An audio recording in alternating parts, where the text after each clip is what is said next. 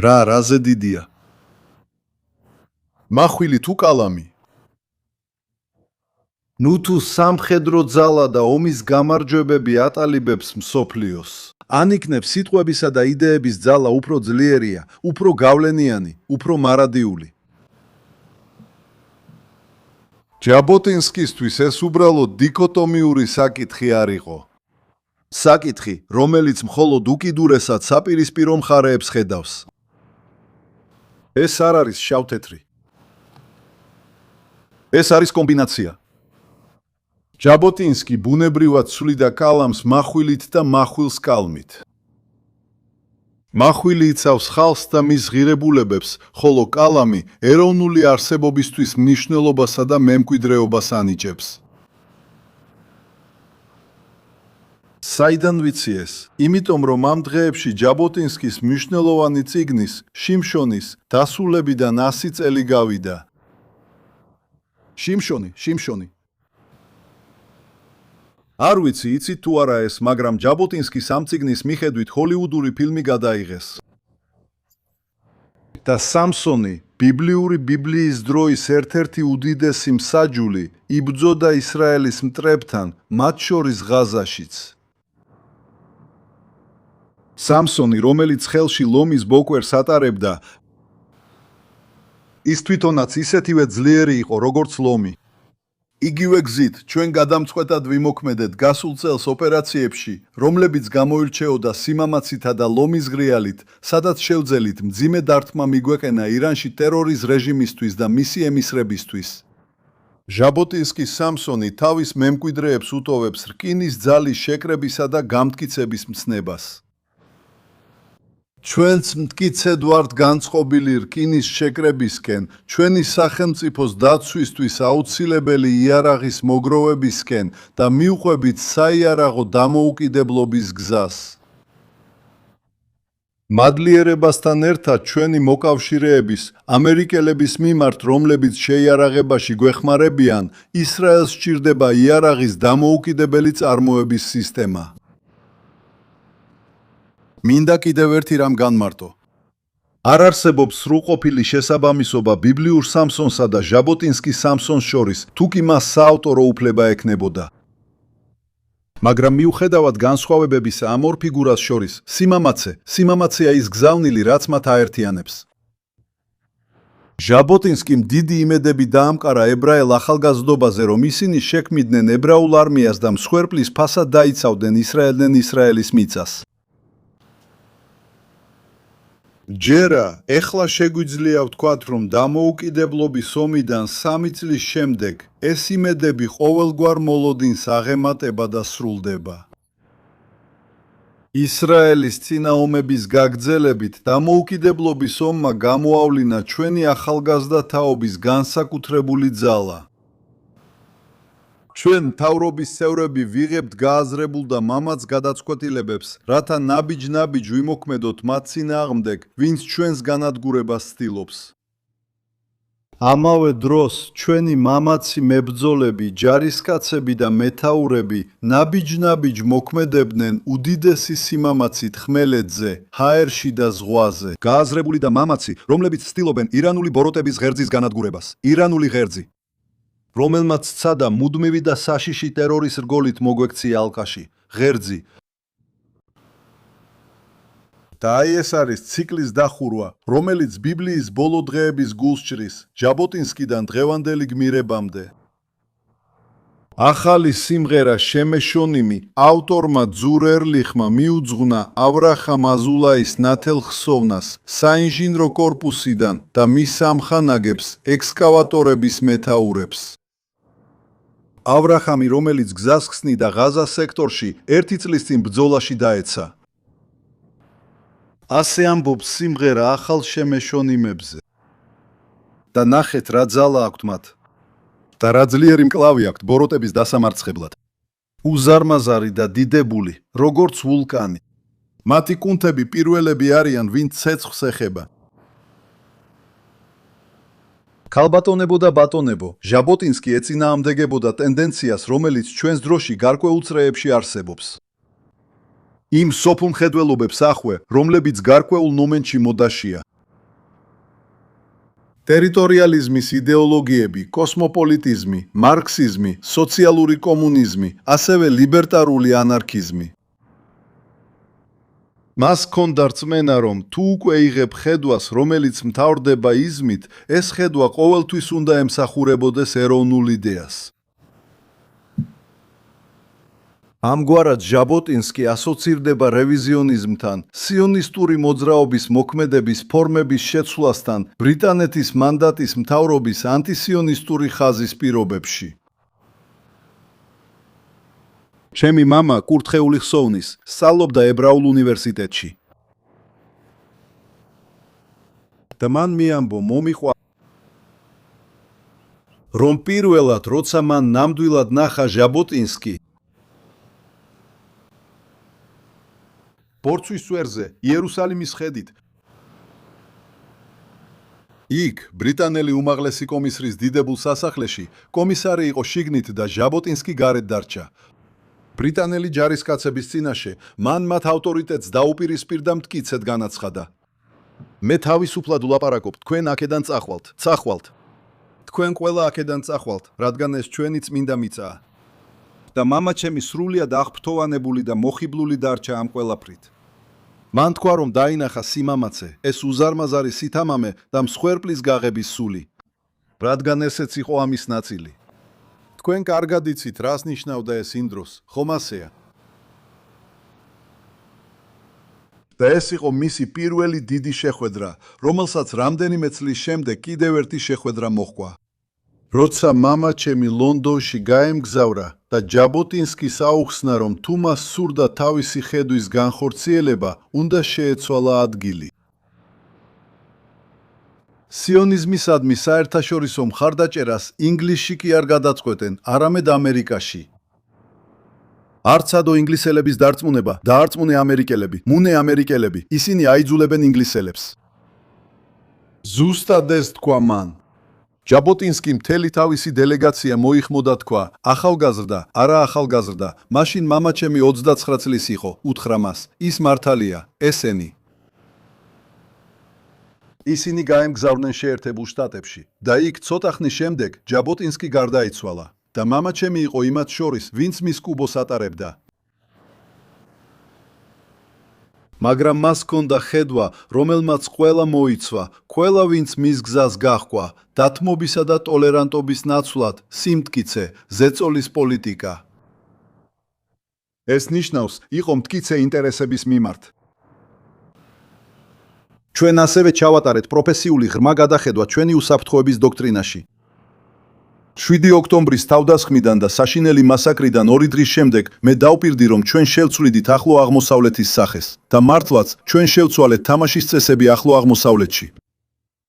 მუქარების მიმართ აღარ არსებობს ტოლერანტობა. ჩვენ საზღვრებთან აღარ არიან ტერორისტული არმიები. არსებობს ბუფერული ზონები, რომლებიც შევქმენით ჩვენი მეზობლების ტერიტორიაზე. გაზას დაცვის ზონა მდებარეობს გაზაში, ლიბანის დაცვის ზონა მდებარეობს ლიბანში, გოლანის დაცვის ზონა მდებარეობს სირიაში. ჩვენ მთლიანად შევცვალეთ ეს რეგიონი, მაგრამ უპირველეს ყოვლისა შევცვალეთ საკუთარი თავი. ჩვენ საბოლოოდ შევძელით გატეხვა შიშის ბარიერის, რომელიც მთელ მსოფლიოში არსებობდა 47 წლის განმავლობაში, გატაცების აქტის მომენტიდან. ირანის ტერიტორიიდან მაგალითად ეს მმართველთა, ტირანთა და თეოლოგთა ჯგუფი. აბსოლუტურად არავის არასოდეს უცდია ირანისა და მისი სუვერენული ტერიტორიის შეტევა. გარდა სადამ ჰუსეინისა, მოკლე პერიოდის განმავლობაში. მაგრამ ჩვენ გამოვიყენეთ და როგორ გამოვიყენეთ? ჩვენ დავამტკიცეთ, რომ არ დავაყოლნებთ ძალის გამოყენებას, სადაც არ უნდა იყოს, ვინც ჩვენს წინააღმდეგ ხელს აიწევს. გადახედვა, ძველი წესრიგის შეცვლა, ასევე ვლინდება ალიანსების შექმნისკენ მიმართულ მოძრაობებში. ჩვენი ძალის მუდმივი და მტკიცე განვითარებით, მრავალი უცხო ქვეყანა ცდილობს დაგვუახლოვდეს. ეს არის თანამშრომლობა, რომელიც ჩვენ შორის ძლიერდება. საჯარო ყურადღების მიღმა ეს ნამდვილად ხდება. და არა მხოლოდ ერთ იზოლირებულ ერს, არამედ სხვა მრავალ ქვეყანასთანაც. და ეს ასევე ხსნის ძალიან მნიშვნელოვან კარს მომავალში ნორმალიზაციისა და მშვიდობისთვის. გარდა ამისა, თანამედროვე რევიზიონიზმის კიდევ ერთი დამატებითი ასპექტია, გამოვიყენებ ამ სიტყვას, შეიძლება გაგიკვირდეთ, ეძრეწოდებო თანამედროვე აქტივიზმი. აქტივიზმი არის კიდევ ერთი ცენტრალური პრინციპი, რომელსაც იცავდა ჟაბოტინსკი. იგი გულისხმობდა პოლიტიკას, რომლის მიხედვითაც ინიციატივას ვიღებთ და საკუთარ ბედს საკუთარ ხელში ვიღებთ, ვაწარმოებთ დაუნდობელ ბრძოლას მტრულ ძალებთან და ვიღებთ ინიციატივებს, რომლებიც ემსახურება ჩვენს ეროვნულ მიზნებს. ისრაელის ინიციატივამ ამ მიმდინარე ომში უზარმაზარი ნახტომი გააკეთა. ჩვენ ანგარიშები გაუსწორეთ მათ, ვინც ჩვენს წინააღმდეგ ბოროტებას ისურვებდა, ღაზადან იემენამდე, ლიბანიდან ირანამდე. ჩვენ მოქმედებთ ძალით, გადამწყვეტობით და უკიდურესი მოხერხებულობით ირანული ღერძისის წინააღმდეგ, რომელმაც წლების განმავლობაში ასობით მილიარდი დოლარი ჩადო ჩვენი სისხლის დაღვრაში. ჩვენ უკან დავაბრუნეთ ყველა ჩვენი გატაცებული, უკანასკნელამდე. ჩვენ გავანადგურეთ ირანისა და მისი მოკავშირეების მრავალი სამხედრო შესაძლებლობა. ჩვენ მოვიშორეთ ირანის ხელში ბირთვული იარაღის უშუალო საფრთხე. და მე აქ ვარ დაგპირდებით. სანამ მე ვიქნები ისრაელის პრემიერ-მინისტრი, ირანს ბირთვული იარაღი არ ექნება.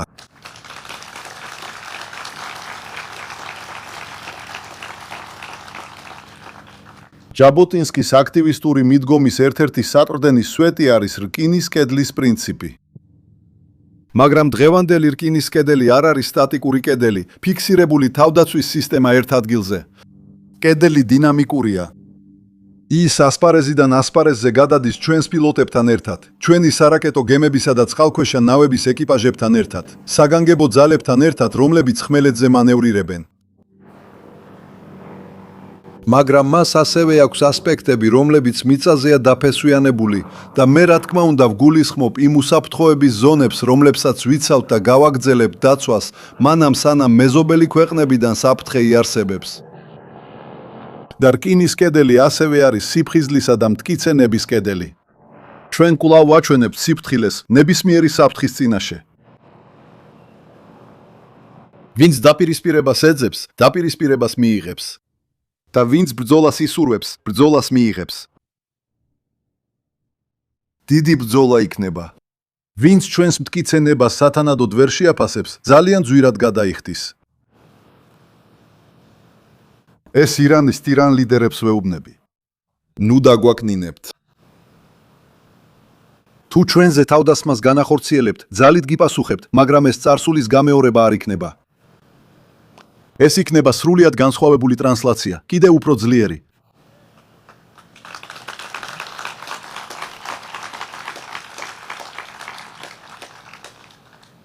ჟაბოტინსკი, სამხედრო სიონიზმის მამა, არ იყო სისხლისმელი მილიტარისტი. ის ყოველთვის ხაზს უსვამდა ებრაული ძალის აუცილებლობას იმ საშიში მგლების ხროვის წინაშე, რომელიც ჩვენს გარშემოა. მაგრამ ამავე დროს ის ასევე უსვამდა ხაზს ჩვენი ბრძოლის ღრმა და არსებით მორალურ ასპექტს.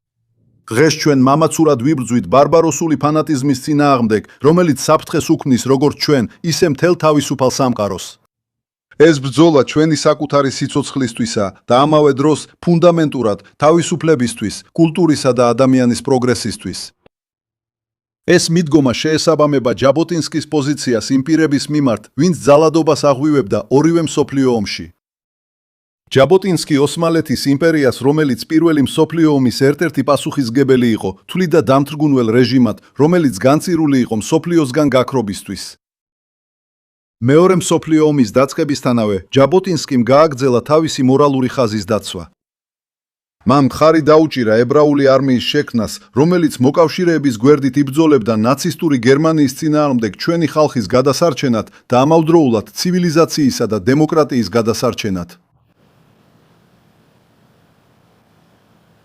ჩემს მამას ჰქონდა პრივილეგია, ჟაბოტინსკის გვერდით ყოფილიყო მისი ცხოვრების ბოლო წლებში შეერთებულ შტატებში და მოგვიანებით დაწერა. ტირანიის წინააღმდეგობიდან და დამოუკიდებლობის დაცვიდან წარმოიშვა ის აქტივისტური ხედვა, რომელიც ჟაბოტინსკის მოძღვრების ბირთვს წარმოადგენდა და სწორედ აქედან გამომდინარეობდა მისი მთავარი წვლილი სიონიზმში. ქალბატონებო და ბატონებო, ჩემო კარგო მეგობრებო, ჯაბოტინსკი, ლიდერი, სიონიზმის შუქურა. ის თავისი აზროვნებითა და სულით ასხივებს სახელმწიფოს მშენებლებსა და დამცველებზე. ისრაელი დღეს უფრო ძლიერია ვიდრე ოდესმე და ჩვენ მუშაობთ იმისთვის, რომ მომავალში კიდევ უფრო ძლიერი იყოს. ჩვენ წინ მრავალი გამოწვევა გვაქვს. უფრო სწორად რომ ვთქვათ, უამრავი და დიდი გამოწვევა გველის. და სწორედ ამ მიზეზით ვიცი, რომ სასწრაფოდ გჭირდება ფართო ეროვნული მთავრობა, სრულიად თავისუფალი ბოიკოტებისგან და ყოველგვარი გამორიცხვის გარეშე. ერთად, ასეთ მთავრობაში და მთელი ხალხის მონაწილეობით ჩვენ განვახორციელებთ ჟაბოტინსკის ხედვას იმ ხალხზე, რომელიც 2000 წლის პასიური ტანჯვის შემდეგ კვლავ აერთიანებს თავისი ძველი დიდების ჯაჭვის რგოლებს.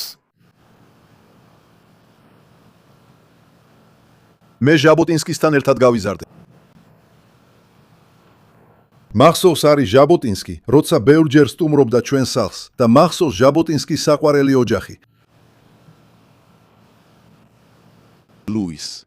ეს წიგნი წავიკითხე და მისი ყოველი სიტყვა წავიკითხე მაშინ, როცა ახალგაზრდა ვიყავი და შემდეგ ისევ, როცა უკვე ზრდასრული ვიყავი. პირადად მე მას სიონიზმის ერთ-ერთ მამად ვთვლი და როგორც ადამიანს, რომლის მოძღვრების გარეშე საეჭვოა, აქ ვიქნებოდით. ზევ ჟაბოტინსკის ხსოვნა იყოს კურთხეული ყველა თაობისთვის. ნახვამდის. დიდი მადლობა, რომ ეს ვიდეო ბოლომდე ნახეთ. მხარი დაუჭირეთ ჩვენს პროექტს და ფინანსურად შეიტანეთ სულილი იმ ფიქსის გასაღების საშუალებით, რომელიც თქვენს ეკრანზე ჩანს. ჩვენ ვართ დამოუკიდებელი არხი, რომელიც მიზნად ისახავს მოგაწოდოთ ჭეშმარიტი ინფორმაცია. თქვენი სულილი გვეხმარება საქმიანობის გაგრძის გაგრძელი.